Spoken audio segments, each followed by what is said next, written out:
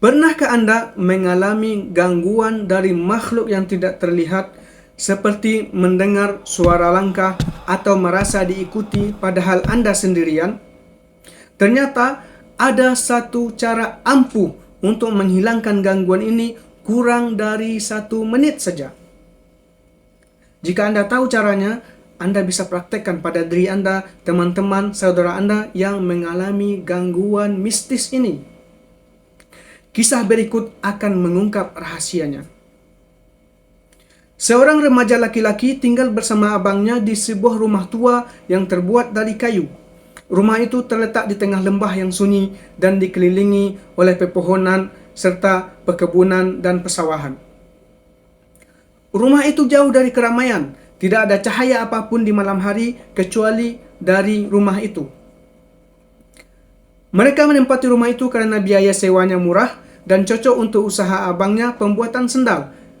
Karena di malam hari kadang-kadang pekerja memukul sendal dengan palu, menghidupkan mesin gerinda, dan apabila mereka tinggal di tempat terpencil, tidak ada tetangga yang akan terganggu dengan suara tersebut.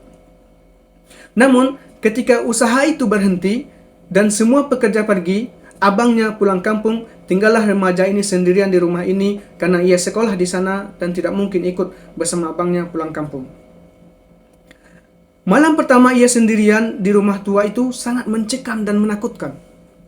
Ketika ia mulai berbaring di kasurnya yang berada di lantai atas di bagian dapur, ia mendengar suara-suara aneh. Ia mendengar suara ayunan keponakannya seolah ada yang memainkannya. Ia mendengar suara orang mengambil air dan menyiramnya di kamar mandi tepat di bawah tempat tidurnya. Karena ia tidur di lantai atas bagian dapur dan di bawahnya kamar mandi. Ia juga mendengar batu dilempar berulang kali ke sungai di samping rumah itu yang jaraknya hanya 2 meter saja dari tempat tidurnya.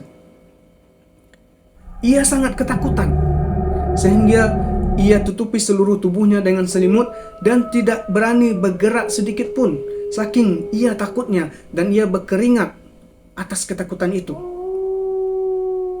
Suara-suara itu terus terdengar hingga matanya kelelahan dan tertidur menjelang waktu subuh. Bayangkan bagaimana takutnya remaja laki-laki itu. Siangnya ia kecapean dan ngantuk berat. Malam berikutnya, malam kedua, sebelum tidur ia berkata di dalam hati, "Kalau seperti ini terus, kesehatan dan sekolahku akan terganggu." Ini mulai dia memproses dalam pikirannya. Maka dia memikirkan bagaimana caranya agar ia bisa terbebas dari suara-suara, dari gangguan-gangguan aneh itu. Apa yang ia lakukan? Ternyata ia tidak melakukan apa-apa. Ia hanya menyatakan dalam dirinya, sudahlah. Aku tidak peduli dengan suara-suara aneh itu, dan aku tidak akan takut lagi dengan suara-suara itu. Setelah itu, ia berbaring dan memejamkan mata. Ajaibnya, malam itu tidak terdengar satupun suara aneh, tidak ada satupun gangguan-gangguan yang mendatanginya. Tidak ada ayunan, tidak ada air yang disiram, tidak ada batu yang dilempar. Rumah itu tenang dan senyap, dan ia tidur dengan tenang hingga pagi. Bertahun-tahun kemudian, barulah ia menyadari apa sebenarnya yang menimpa dirinya pada malam itu. Suara-suara yang dahulu ia dengar sebenarnya tidak pernah ada. Tidak ada makhluk halus yang bermain di ayunan, tidak ada yang melempar batu dan menyiram air. Semua itu muncul karena pikirannya sendiri. Ini kuncinya. Rasa takut dan keyakinan bahwa rumah itu angker membuat otaknya menciptakan suara-suara yang seolah nyata, padahal tidak ada apa-apa. Dari pengalaman itu, ia memahami satu hal yang sangat penting. Pikiran memiliki kekuatan besar untuk menciptakan rasa takut dan ketenangan di dalam jiwa. Kadang yang perlu diusir bukan makhluk gaib, bukan makhluk halus, tetapi rasa takut yang kita pelihara di dalam pikiran kita.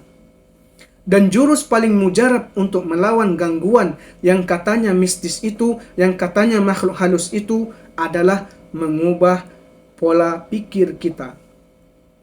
Karena sesungguhnya gangguan paling menakutkan bisa jadi bukan berasal dari luar, tapi berasal dari dalam diri kita sendiri.